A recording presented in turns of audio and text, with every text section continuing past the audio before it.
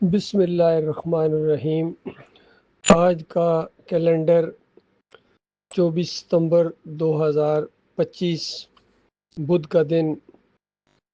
30 ربیع الاول بہت ہی یاد رکھنے کا دن ہے میرے لیے، کیونکہ آج دو بیان سنے ہیں، ایک مخلص مومن کا، مجاہد کا، عالم دین کا، اور ایک مولوی کا، حرام خور کا، دنیا دار کا، طاغوت کا۔ تو یہ دو انتہائیں ہیں، بالکل اسی طرح جس طرح جنت اور جہنم یہ دو انتہائیں ہیں، ایک دوسرے کی ضد ہیں۔ اسی طرح صحیح عالم دین، اللہ کا بندہ، اور دوسرا مولوی علماء سو، دنیا کا بندہ، یہ زمین اور آسمان کا فرق ہے۔ پہلے بیان سنا قاری خلیل الرحمن کا، بڑے عرصے بعد ان کا یہ جو مشرکانہ عقیدہ سجدہ تعظیمی کا شرک ان کے اندر آیا ہے۔ اب کافی سالوں بعد ان کا بیان سنا تو محسوس ہوا کہ یہ اپنے شرک کے اندر اتنے پکے ہو گئے ہیں اور اس قدر یہ مطمئن ہو گئے ہیں، جس طرح تبلیغی جماعت والے اپنی شرکیہ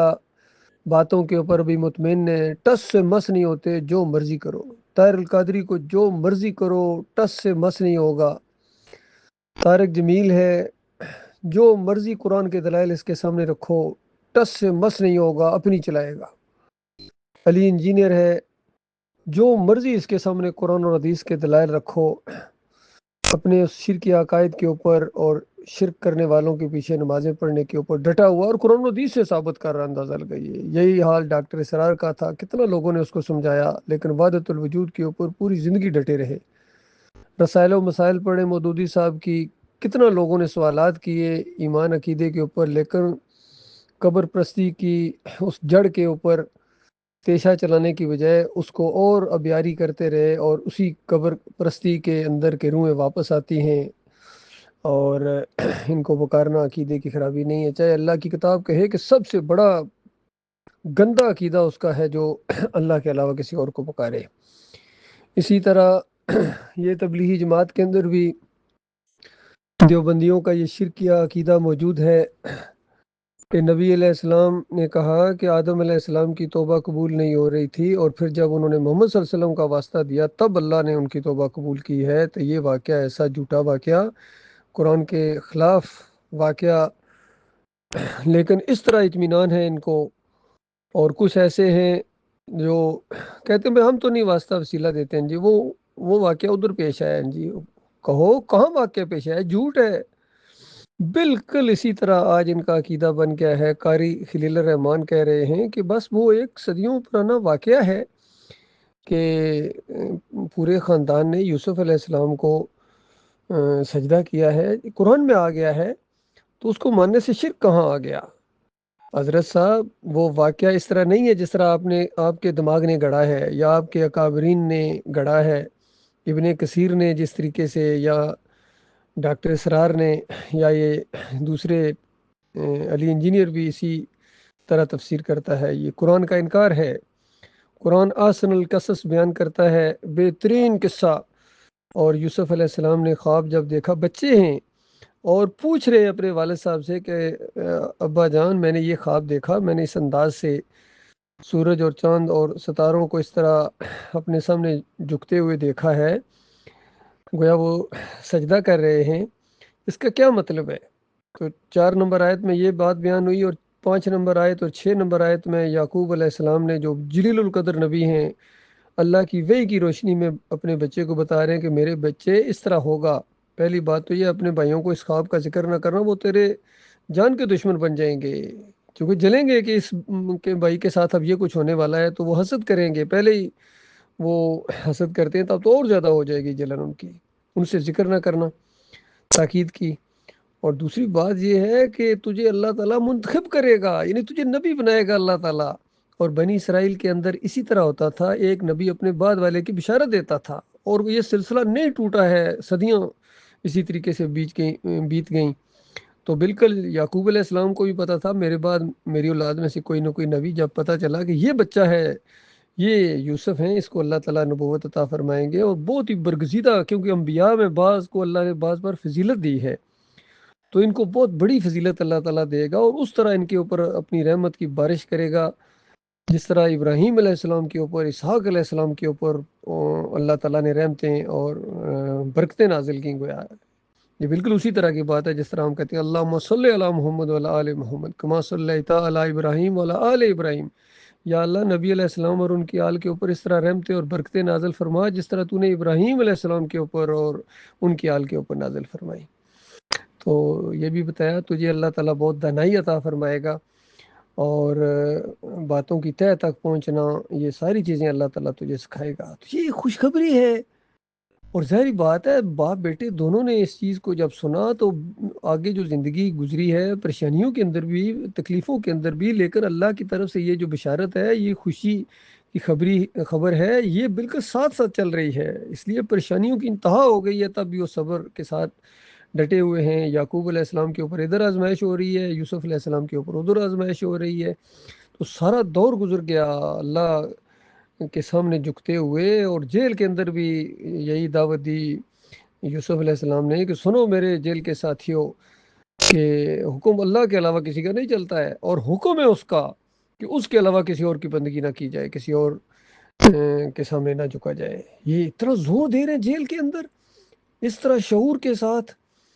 تو پھر جب پریشانیوں کا دور ختم ہوا ہے اور پورا خاندان مصر میں داخل ہوا ہے، رائل فیملی کی حیثیت سے داخل ہو رہے ہیں، اور اس سے پہلے کس طرح چھپتے ہوئے داخل ہوتے تھے، ڈرتے ہوئے کہیں پکڑے نہ جائیں، اور ایک دفعہ تو پیسے بھی نہیں تھے، گویا خیرات مانگ رہے ہیں، کتنے کمزوری کا اظہار کر رہے ہیں یوسف علیہ السلام کے سامنے جا کر۔ ایک وہ دور ہے، اور اب یہ دور ہے کہ ایک رائل فیملی کی حیثیت سے، حکمران فیملی کی حیثیت سے مصر کے اندر داخل ہو رہے ہیں، کتنا فرق ہے۔ اور اس انداز سے جب اللہ کی رحمتوں اور برکتوں کو دیکھا تو پورا خاندان اللہ کے سامنے شکر گزاری کے طور پر سجدہ ریز ہو گیا، اور اس موقع کے اوپر یوسف علیہ السلام نے کہا ابا جان یہ ہے میرے اس خواب کی تعبیر، یعنی جو آپ نے تعبیر بتائی تھی اللہ نے اس کو بالکل سچ کر دکھایا ہے، نبی بنایا، باتوں کی تہہ تک پہنچنا سکھایا، اور اپنے رحمت اور شفقت کی بارش کر دی مالک نے۔ یہ سب کچھ، یعنی یہ جو حیران ہو رہے ہیں، یہ سارا اس انداز سے کہ میرے مالک نے کیا ہے، اور اس کے سامنے سجدہ ریز ہوئے ہیں، اور پھر دعائیں مانگتے ہوئے کہ میرے مالک فاطر السماوات والارض انت ولی فی الدنیا والآخرہ توفنی مسلما والحقنی بالصالحین، کہ دنیا اور آخرت میں تو ہی میرا مددگار ہے، میرا محافظ ہے مالک۔ زندگی میں تو اپنا بندہ بنایا، بس مرتے دم تک میری یہ دعا ہے کہ آخری سانس آئے اور تیرا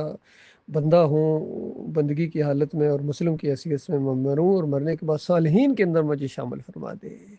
تو یہ کتنی سادہ بات ہے، کتنی سادہ بات ہے، لیکن قاری خلیل الرحمن کی سمجھ میں نہیں آ رہی ہے، ادھر ہی گھمائے جا رہے ہیں، ادھر ہی گھمائے جا رہے ہیں، بالکل وہ جو محمد حنیف صاحب نے کہہ کی اسی کو چاٹے جا رہے ہیں، اور اس طرح اتنا گمراہ کر رہے ہیں لوگوں کو کہ اللہ اپنی پناہ میں رکھے، اور اللہ کا لاکھ لاکھ شکر ہے مالک نے ان بیڑیوں سے ہمیں بچایا ہے، اللہ تعالیٰ نے ایسا ماحول بنا دیا، اس طرح مالک نے، جس طرح کہتے ہیں مکھن سے بال نکال دی، اس طرح مالک نے ہمیں نکالا ہے ان کے جال سے، اس کا جتنا بھی شکریہ ادا کیا جائے کم ہے۔ پھر ایک کوئی اظہر صاحب ہیں گگن کے، انہوں نے بھی اسی طریقے سے کوئی کلپ چڑھایا میرا ایک بیان سننے کے بعد کہ بس جی توبہ کر لو جی، واپس آ جاؤ جی، نہ ڈاکٹر صاحب کو دیکھو، ڈاکٹر عثمانی کو نہ دیکھو، نہ محمد حنیف کو دیکھو، قرآن کو دیکھو، اور قرآن ہی کو تو دیکھا ہے، قرآن کو دیکھا ہے، اس لیے ڈاکٹر عثمانی رحمۃ اللہ علیہ کے موقف کا ساتھ دیا ہے۔ جب تک ڈاکٹر عثمانی رحمۃ اللہ علیہ کی تفسیر سامنے نہیں آئی تھی تو اس وقت پوری جماعت کا 17 نمبر حبل اللہ کے اندر یہی موقف تھا کہ یہ لغوی معنوں میں ہے جی، لیکن جب ڈاکٹر صاحب رحمۃ اللہ علیہ کی بات سامنے آ گئی، تفسیر سامنے آ گئی، اور دلائل سے سامنے آ گئی، دل کو لگنے والی، چھو جانے والی دل کو تفسیر سامنے آئی، تو بالکل موقف پھر قرآن کے مطابق کر دیا۔ اور اصل میں یعقوب علی کی اور محمد حنیف کی آپس میں ضد بازی کی وجہ سے محمد حنیف مارے گئے، کیونکہ وہ موقف یعقوب علی نے کیچ کر لیا، اور پھر یعقوب علی کی مخالفت کرنا بڑا ضروری تھا محمد حنیف کے لیے، آپس میں ضد بازیاں تھیں، تو یہ اس وجہ سے مارے گئے۔ اس طرح ان کی بربادی ہوئی ہے. کتنے بڑے بڑے حافظ قرآن اور بڑے تہجد گزار، بڑی تقریریں کرنے والے، شعلہ بیان محمد حنیف کی وجہ سے جہنم کی آگ کے اندر اتر گئے، جو مر گئے. اور جو باقی ہیں وہ بالکل تیار کھڑے ہیں، ادھر موت آئے گی ادھر آگ کے اندر چلے جائیں گے، چاہے یہ جو مرضی کریں، حج کریں، عمرے کریں، تبلیغیں کریں، قرت کریں، جو مرضی کریں.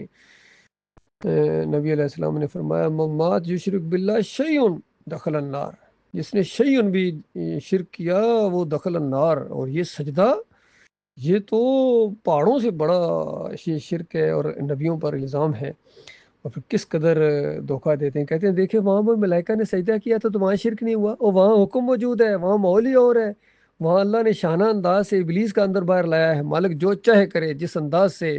جب مالک حکم دے دے تو پھر وہ شرک نہیں ہوتا ہے.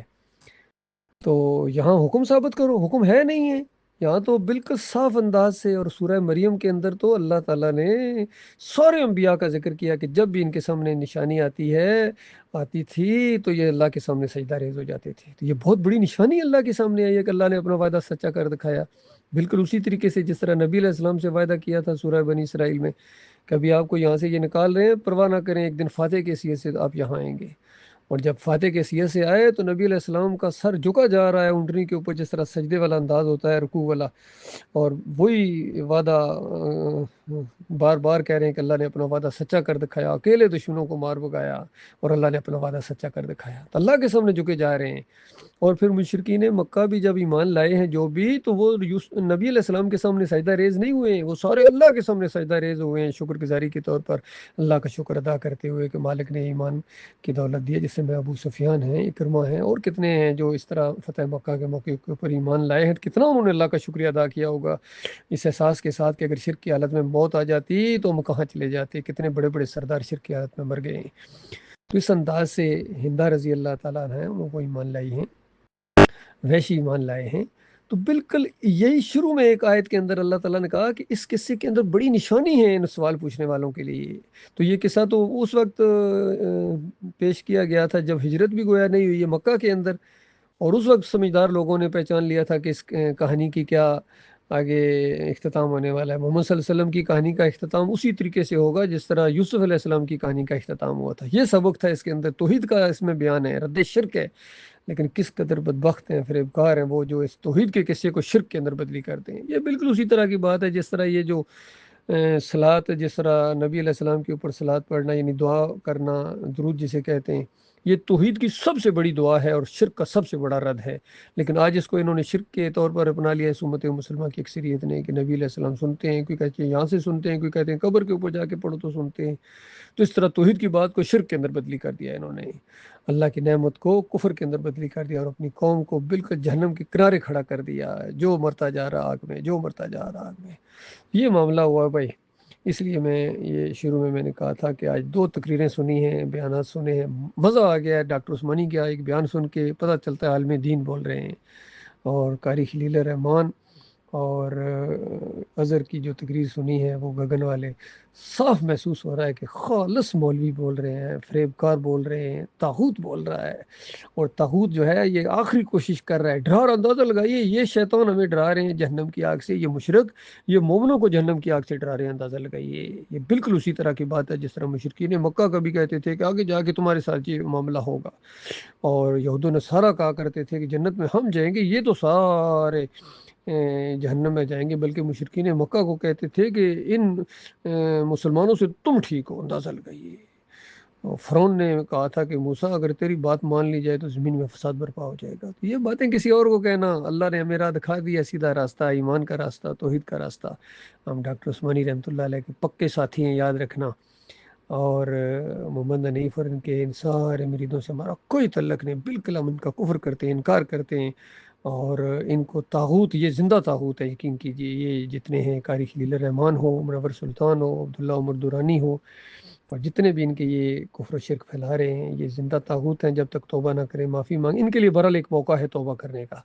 لیکن محمد حنیف کے لیے، خالد عزیز کے لیے، صابر علی کے لیے، اور کتنے جو شرک کے اوپر مر گئے ہیں، ان کے لیے اب کوئی توبہ کی، کوئی تلافی کا موقع نہیں ہے جب تک قیامت قائم نہ ہو. اللہ تعالیٰ غور و فکر کرنے کی توفیق عطا فرمائے۔ ان سے بار بار ہم یہی کہتے ہیں توبہ کر لو، ہمیشہ کی آگ میں رہنا پڑے گا، یاد رکھنا محمد حنیف کے ساتھ اگر ہمیشہ کی آگ میں رہنے کا شوق ہے ڈٹے رہو اسی کے اوپر۔ اگر تمہیں خون اور پیپ کی وادیوں کے اندر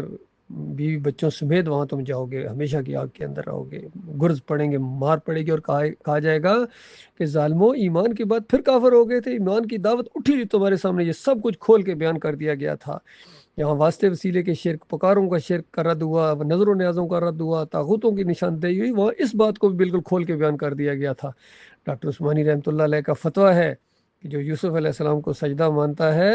اس کا ایمان خراب ہے۔ اللہ کے بندوں غور کرو، ایمان کی خرابی کے ساتھ اس طرح اگر تم چلے گئے اللہ کے پاس تو ہمیشہ کی آگ کے اندر تمہیں رہنا پڑے گا۔